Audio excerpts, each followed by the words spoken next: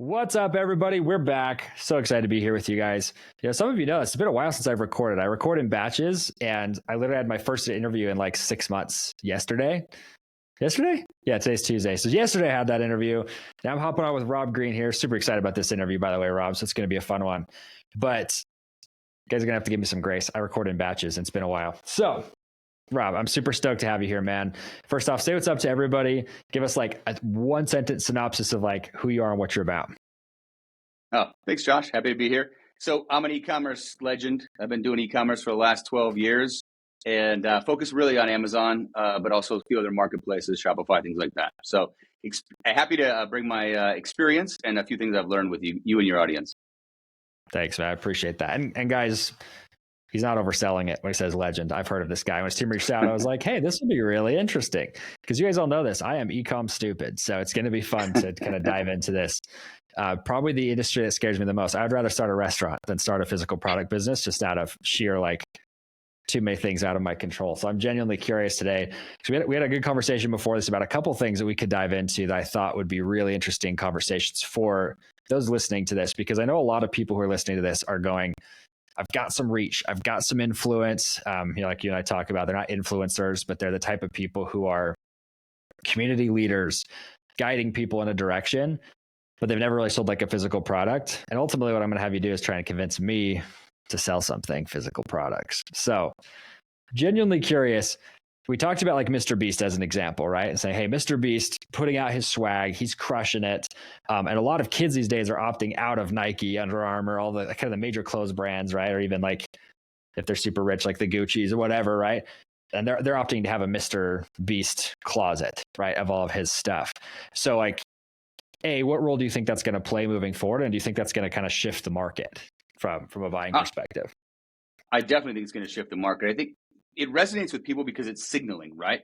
They're saying, I'm part of this group. I am a Mr. Beast fan, right? By buying that product as opposed to a traditional Nike, for example, they want to signal to other people. And that's essentially what branding is I'm a part of this group. We could talk about cars. Cars are one of my easiest ways for you to think about this. I own this car because that car resonates with me.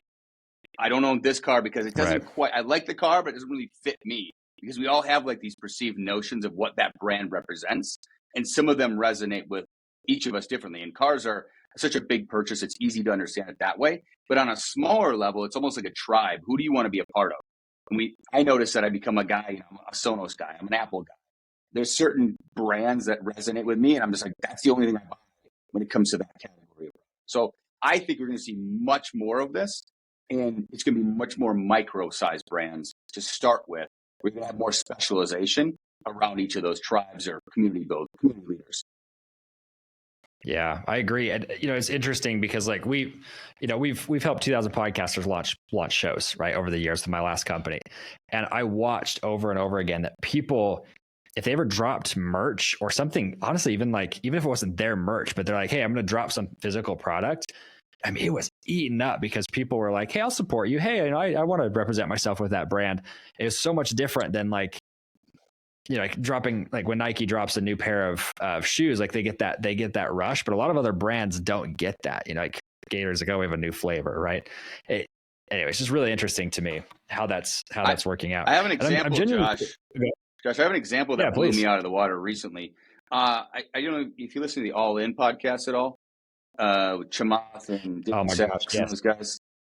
Okay, so I went to the All In Summit. I went to the All In Summit recently in LA a few months ago. They had a swag bag. In the swag bag, they had a Moncler hat. So Moncler is a high-end luxury brand. It's just a baseball cap with a Moncler logo on it. That sells for $320. Again, it's just a nice baseball cap with a Moncler logo on it. And you're like, anywhere else, this is a $20, $30, maybe a $40 hat. But because of the brand Moncler, it's a $320 hat. Right. So interesting. I didn't realize they sold for that much. That's interesting. It's funny. It blew me out of the water. Oh, go ahead. It blew me out of the water. Unreal. I was completely surprised. But I think a lot of people approach it though, where they're like, so we deal with a lot of service-based companies. Like, well, brand. And I'm actually pretty highly advocating against that because it's not really necessary to make, we've made multiple 8 figures without needing that. Right.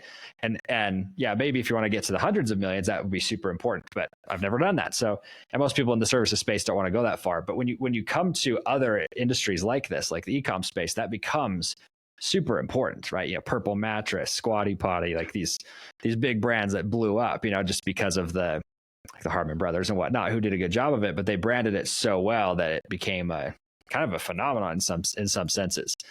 But you look at these like micro brands, these micro influencers. I've been watching the industry going, I could see most, because we all know this, right? Teenagers set the trends, right? Everybody, whatever the teenagers are doing, wearing whatever, they set the trends. And what's interesting is we have a couple teenagers that were around pretty frequently because of family, right? And you watch them and like they're right now, the industry shifted from like, hey, having like the big ritzy brands to having the brand nobody knows about, right? Because they want the story of the shirt, right? They identify that way. And it could be a trash piece of clothing, right? There's this one big YouTuber, I won't throw him under the bus, but he like handmade these shirts and they're garbage. I think the guy took a marker and like drew them himself. It was just bad. It was really bad. And I think that was his point. But he sold millions of dollars of units of those things to these kids who are like, they just want to support him, and want to rep his stuff. It's just so interesting to me. I'm excited to see some of these big behemoths fall, who are the, sorry, Nike, but like the Nikes of the world, right? Who are like, hey, they've kind of been high on their throne for decades, but starting to see them lose market share has been really interesting. We talk about Apple Watch, like we're at the time of recording this, right? Like they just got that whole suit against them. People can't buy Apple Watches now. It's like, that's interesting. It's a $13 billion revenue cut to those guys on the annual. It's really interesting. Yeah, I think it's all about, just the whole idea of what a brand is kind of ambiguous and unclear to a lot of people. The definition I've always used is how does a brand name resonate with an individual? And then what space does that take up in their brain or in their heart? How do they feel about it? And how do they think about it? And we all have these brands that we love or dislike that we associate in a certain way that we want to be a part of. And we use it to signal and say, oh, I have this clothing, or you said Lululemon earlier, right? Lululemon was so hot for so long. And then it became kind of like it went over the curve. It kind of went across the chasm, and everybody had it. And then it started falling off. Like, oh, it's passe. What's the new thing? What's the new Lululemon? What's Wari? What's Fabletics? What's the new brand to go to? And I think that's just a normal transition. It seems like it's happening a lot faster than it did in the past. Like each year, it moves through that life cycle much faster than it used to. Lululemon, right? Let's say but what's interesting is I think for someone like them, a play they could do is go out and buy some of these Fabletics, Warrior, or whatever, and keep the brand there, but then they can recognize the revenue for Lululemon and keep it scaling. Because I look at, guys like you who've been very successful in the physical product space, launched a lot of really cool products. And I'm like, is that part of your portfolio or your play is to like buy up these brands, or is the goal to like hit it hard and then let it die? Does that make sense? So it depends on the day, to be honest with you, Josh. We go back and forth on it. We have been doing outreach for the past 4 months to acquire brands, trying to find somebody that meets our criteria. I scraped Amazon and looked at all the data and said, all right, here's a list of people we want to reach out to. So we've been doing outreach, email, handwritten cards. We've been doing that to try to have conversations. It's a numbers game. As you know, we've got to reach out to a lot of people that are in the right mindset, that has the right business that we want to buy, that we think we could add value to. And that's what we're looking for, is obvious improvements that we can make to a brand within a 30, 60-day period that we can then leverage up and get scale out of. And we found quite a few. It's just getting them in the right mindset, ready to sell, and also valuation has to be reasonable at that point. But the other side of me says, I want to take everything I've got, all the knowledge I've built and all the knowledge on the team, and just go really, really hard into one huge brand. We've done a bunch of, smaller, multi-million-dollar brands, but we've never had that, high 8-figure or 9-figure brand that we would love to do. And so I go back and forth. I'm a typical entrepreneur. I got 80 million ideas. And how do we figure out where do we want to focus? And I tell my team all the time, I'm like, listen, if I'm the guy saying focused, we got a problem. because it shouldn't Right. be me saying that because I'm always the one with all the ideas. The visionary should be let loose, man. That's the thing. Yeah. And then somebody else has got to clean up their ideas and condense them down, right? That's right. That's right. interesting. Well, because I mean, I'll be honest with you. Like we've been buying up companies with lists, right? Because we're very actively in the services space. Like if we can get entrepreneurs on a list, we're way interested in that company, because a lot of times they want to get rid of the company anyways. You can just assume their tax debt, which is usually like or their debt in general, and it's usually very low. But then you can kind of bring them into that portfolio, which is really interesting. But it's neither here nor there. Not the topic of this conversation, but there's just a guy. Remind me to talk to you about this guy. His name is Blake Hutchinson. He owns Flippa. Okay. Really, really interesting company, but you should talk to him personally because he could kick you a bunch of really good leads on it. But really cool company for buying other companies. Anyways, got to make a note of that to myself or I'll forget. So, you talked about something before the interview that I thought was so intriguing because I've barely even heard of this. It's called TikTok Marketplace. How it's called? TikTok Shops. Shops. That's what it is. So, and you're saying you think that there's going to be a big push from Amazon to, like, people stop selling on Amazon, start selling on TikTok. This is a prediction. We're going to disclaim this here, but it's a prediction. But my curiosity is why moving from Amazon to TikTok? So I've been doing e-commerce for quite a while, like a decade plus now, and I've studied what's happened over in China. There are some Chinese companies that have just absolutely crushed in China. One is called Pinduoduo, which is not like, it doesn't spell like it sounds, but they are the owner of Temu. Temu, which you're familiar with, Temu and Shein, right, have come into the U.S. marketplace recently. Yeah.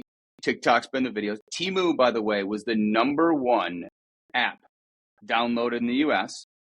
They went from 600,000 downloads to 30 million in 3 months. Good. That's insane, right? So you've got no Temu on the App Store, on Apple. So you've got Shein. I mean, you leverage TikTok today. Yeah. So I think of it it's kind of like phases, I guess we'll call it, like almost innings in a baseball game, right? So let's go innings. Yeah. So first was TikTok with video. Then you've got Shein coming to the marketplace selling a bunch of cheap commoditized fashion, right? Then you've got Temu coming in and selling cheap commoditized products, typically direct from China. Now you've got TikTok Shops, right? So Shops allows you, for everybody that hasn't played with it or looked at it, allows you to buy on platform by a seller. They're all third-party sellers, and generally they're brands, small to medium-sized brands. And you go on there, we fulfill it. They're going to have a fulfillment like Amazon. Here's the crazy part. This came live in September in the US. We've been doing it in Asia for a while. There are people doing $1 million a week now in the matter of like a month of being on Shops, which is crazy numbers for e-commerce.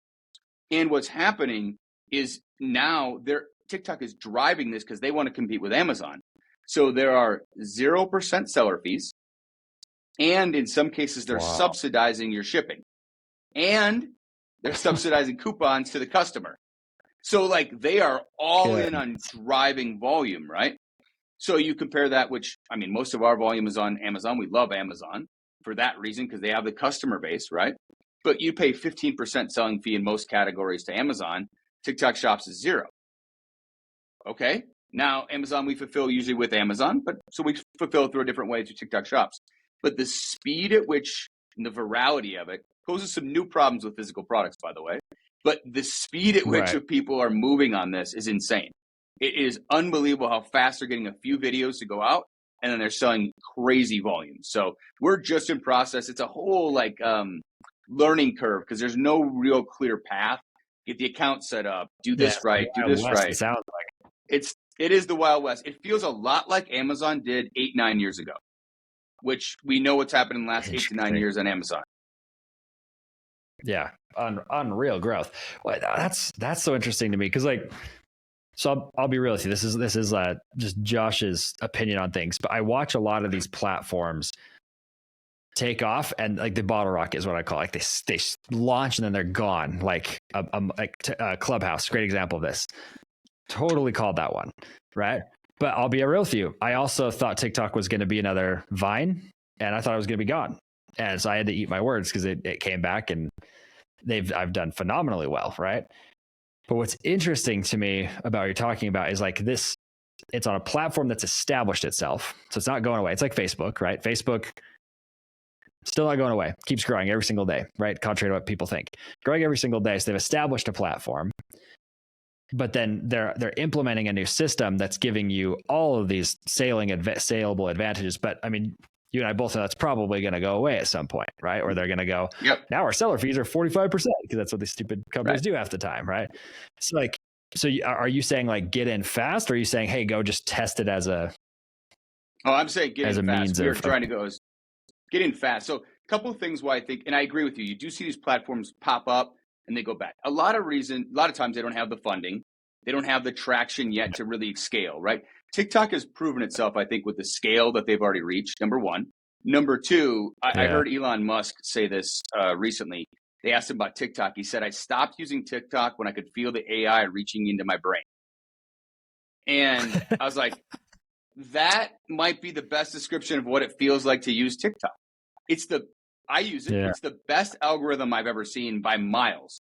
Once you start to like and follow things, it narrows what it provides to you in such a way that you're like, man, the high percentage of what I like as you swipe and what you enjoy. So the algorithm is so far superior to anything else I've seen before, that, and the speed at which TikTok shops has gone up in just a matter of a few months has blown me away. Like, I haven't seen anything like this, like I said, since Amazon started, and the numbers are really bananas. It's shocking to me.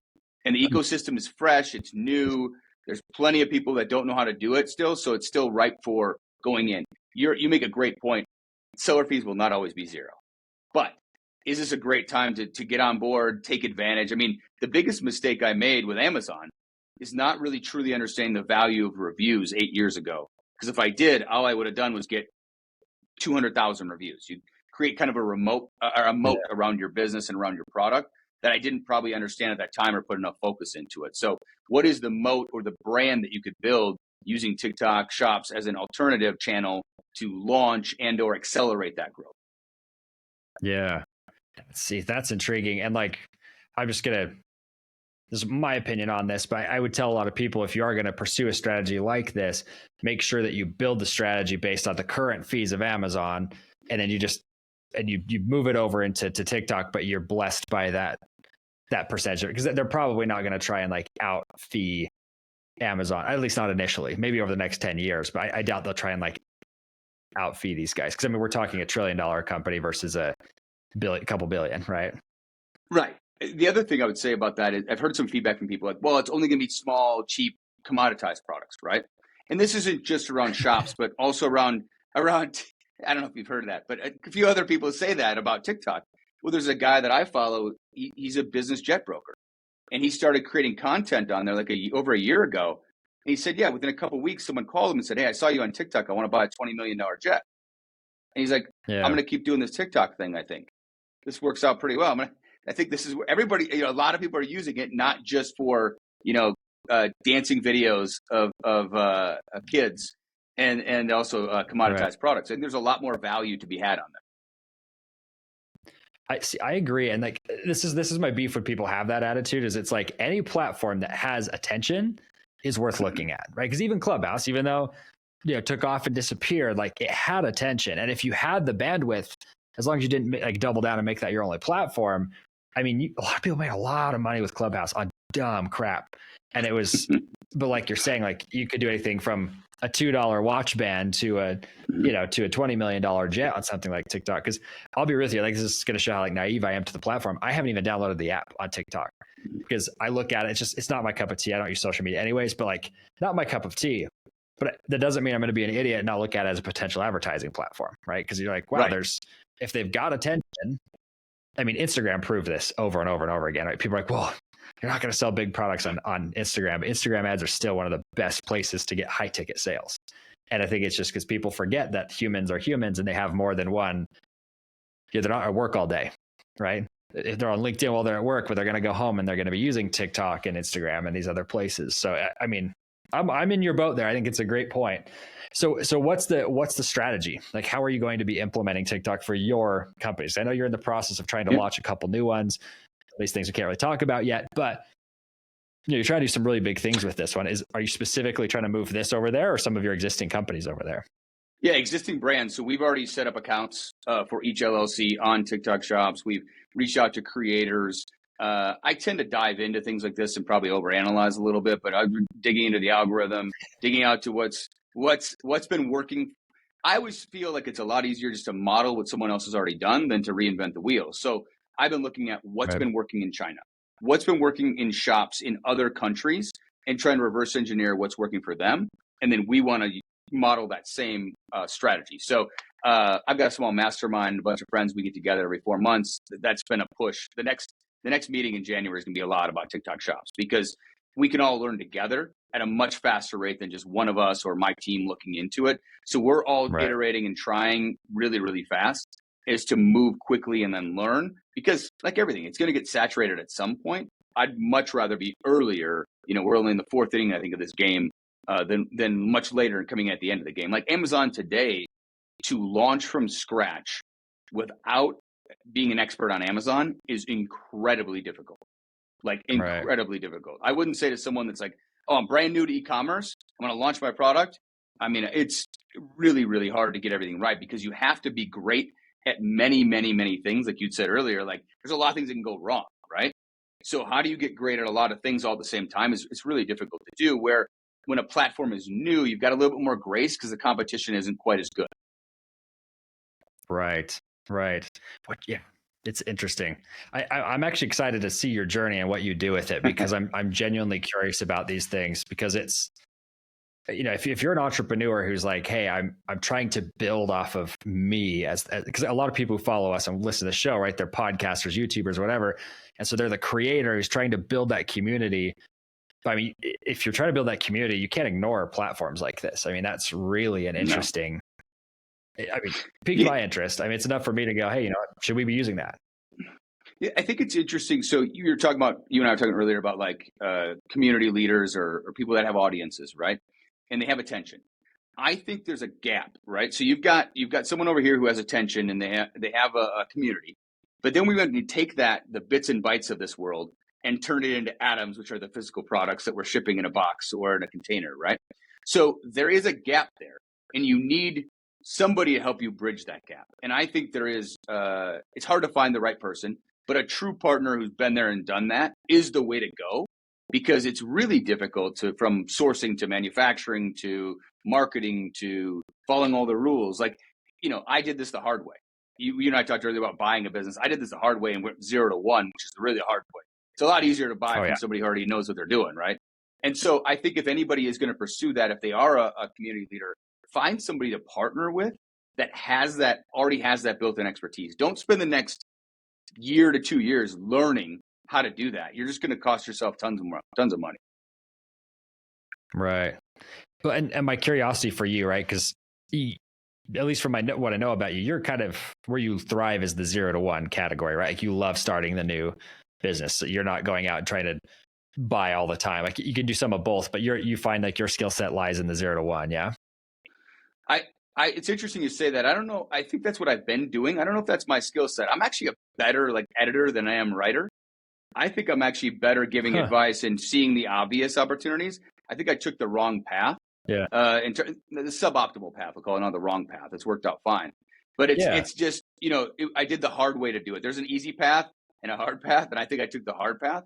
But that's just sharpened my sword. I'm just a lot easy. I'm a lot better for that now, so that I can kind of speak to the whole journey, I think. And so now we want to go to the easier path where we can leverage some other audience. We can leverage something that already exists and then exponentially grow that. That's the plan. Right. Well, I think that's what's interesting, though. Whoa, I just threw my pen. I think what's interesting is like you've got. Thank you for being self-aware. By the way, I think that's a really cool trait. 'Cause a lot of people are like, "Oh yeah, I'm a 0 to 1 specialist." I'm not either. I suck at that first $1 million. Like I know how to do it, but it's like really hard for me to do it. And like when I finally realized that and started going, okay, can I take them from where they're at 1 and get them to 5? That was a big shift for me, realizing, oh, that's where my skill set lies. And like the fact that you're kind of like shifting that direction is cool. And I had a mentor once, he told me, he's like, the path of most resistance is the path of most learning, right? And you look at the way and a lot of people are like, oh, we're always going for that path of least resistance. I'm like, in business, like you said, you now could coach somebody from, registering an LLC all the way to scaling a very successful multi-million-dollar company, right? And most people don't have that experience. Even if it was painful for you, you now have that what most people don't have. So, but what's interesting to me is like knowing that, you just launched this podcast, what did you call it again? I'm the One? Is that what it is? Yep. Yeah. It sounds a little, we're still talking about the switching the name possibly, but the idea is that every family tree has the one person that changes the dynamic and the vector of the family tree, right? So in my family, nobody had gone to college, nobody had any financial success, and I'm the one that's changed my entire family tree in my family tree and the direction of where we're going. So my kids have lived a very, very different life, and hopefully their kids will than I grew up with and my parents had grown up with. So that was the concept, is more around personal accountability and just taking responsibility to being the one in your family to change the direction of the family tree. Wealth and relationships. So it's correct. I mean, I look at that and I go, hey, that's for my dad. And he actually changed the trajectory of me. And because most of my brothers have become very successful, most of my siblings have become successful simply because he helped us. He changed a few things that he lost from his father, right? And like helped us from a relationship standpoint. And truthfully, like I feel like in a wealth standpoint as well. But then all of us have been able to go on and become the change in the wealth area of life, right? Because my dad's a very fit guy, right? I got super fat for a while. I've had to work that off. I'm still working it off. And but I wouldn't even be interested in that if it weren't for my dad, right? So it's really an interesting. I love the mission of what you're doing, is what I'm saying. Thank you. We're excited about it. My kids are unemployable. So 15 and 13-year-old daughters, they're probably unemployable because they only want to be entrepreneurs. But they work they work in the business. I've taken my daughter to China. They've seen it. They've kind of grown up with it. It's the only way they know.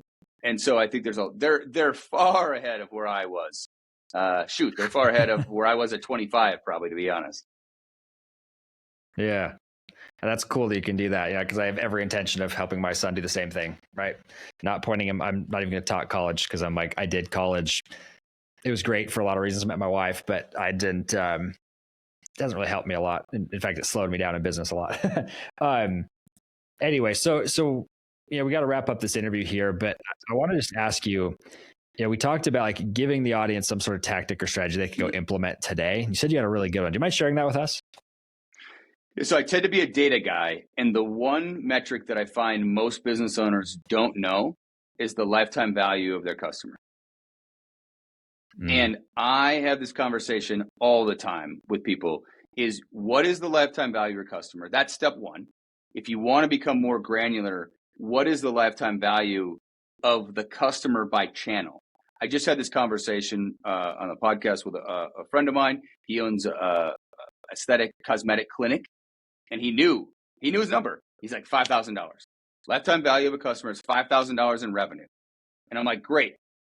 What is the lifetime value when they come in from a referral, word of mouth, cold email, advertising, Google? He's like, I don't know, but I'm going to find out, right? I want to dig into that because that, in my head, how I think about lifetime values, if I understand my lifetime value, I understand my margin, I can now allocate my dollars from a marketing perspective appropriately so I can get unlimited scale and I can leverage. Again, e-commerce is a little easier sometimes because we can really break down these numbers and then say, all right, I can pull this lever like right now and change my advertising. Right. But I think for even service-based businesses, understanding your lifetime value, understanding your cost to acquire a customer, that is the critical part to really growing fast. Yeah. I love that as an example. And I love how you broke it down by, you should know that based on the source of the lead as well. I think that's a really key point. So I hope you guys write that down first off, unless you're driving. Remember to put it in your phone as you're at a stoplight or something. But I love that because I know for us, like that's what we track religiously. And like, since we've done that, it's become really important. And then we also track profitability. So like you said, the margin. Mm-hmm. I mean, if you understand what your profit is, it gets really, really easy to gauge how quickly you want to scale, right? Because you can look at it and go, okay, my lifetime value, you said $5,000, right? My lifetime value is $5,000, but it's costing, if I can spend $4,000 to get that, to get faster and increase my revenue quicker, then I could sell this business faster. Or if you're like, hey, I want this to be a cash cow, you can go, okay, well, I'm only going to spend X amount of dollars. I'm going to go a little bit slower, but it's going to build me my cash cow. I think people forget that. So I appreciate you bringing that up. That's a great tactic. How would somebody who's never done that before, how would they figure that number out if they haven't had like millions and millions in sales? I think the one way to do is start tracking your customers. You got to have some type of CRM, or you have to have some type of tracking software. Each business uses a different software. If you're a gym or you're a plumber, you do some different software. But you want to track your customer over time. How often do they rebuy? Is your business something where they come back and they buy frequently? Is something maybe it's an example would be we redid our house a few years ago. We did all the countertops. That guy's not coming back out anytime soon. But I explained to him, I said, you know what? Sell me a $100, $200 annual service and come treat them. I'm not going to do it myself. Turn this into a subscription, right, make money on it. And then when I am ready to get new countertops, you're the guy that I've been seeing every year. You've taken a one-time transaction, built into a lifetime value, and then probably have a better shot at getting me when I make another decision on a countertop, because this probably won't be the only house I ever own my entire life. So getting a deep understanding of your customer and their journey with you is the step one. And then step two, which is the harder part, I think, for offline businesses, is really understanding how did they first come to you, and try to track that religiously to understand how did they come to you, because there is a big difference between different channels and how they first find you, typically in lifetime value. Yeah. So good. When people, I hope you'll look at that and go and implement that, because that, honestly, if anything comes out of this episode for you, that's what I would be like, go check this, go look at this. And even if you feel like, oh, I know what that number is, check yourself, double check yourself, quadruple check yourself. I literally wrote that down. I have a note here. I'm like, I'm going to go back and we're going to look at that number again for us. It's been a month or two since I've even thought about that number. And I'm like, wow, we could probably increase our lifetime value with something simple like that. So let me ask you this, Rob, just as like a final place. People can reach you at, or they can go see the show over at imtheone.com. Sounds like you might change the name. And if you do, just let me know. We'll change it in the show notes. But guys, go listen to the show and do us a favor, right? This is something for Rob. If you've liked this episode, go over to his podcast, listen to an episode, and leave a review. That makes a world of difference for a podcaster. So if you can get those reviews, the show grows faster and we can help Rob reach more people, but also you're going to get an incredible amount of wisdom from his show as well. So Rob, anything else you'd like to provide for our audience here? One last little tidbit on this marketing side, and this is a mindset thing. I say this all the time. We have an unlimited budget for profitable activities. We don't cap our budget. A lot of people say, especially in corporate B2B sales, like, what is your budget? I don't have a budget. I have an unlimited budget for profitable activities. So once you know your numbers, you should think that way, that I have an unlimited budget for more of those profitable activities. As long as you know the numbers. Don't just spend money without knowing the numbers. But that is a mindset shift for most people. Yeah. Brilliant mindset shift. Well, man, I appreciate you coming on, sharing these tidbits. I think there's some really good nuggets here that people can take away. We appreciate you coming on, man. Oh, thanks, Josh. I appreciate it. It's been fun.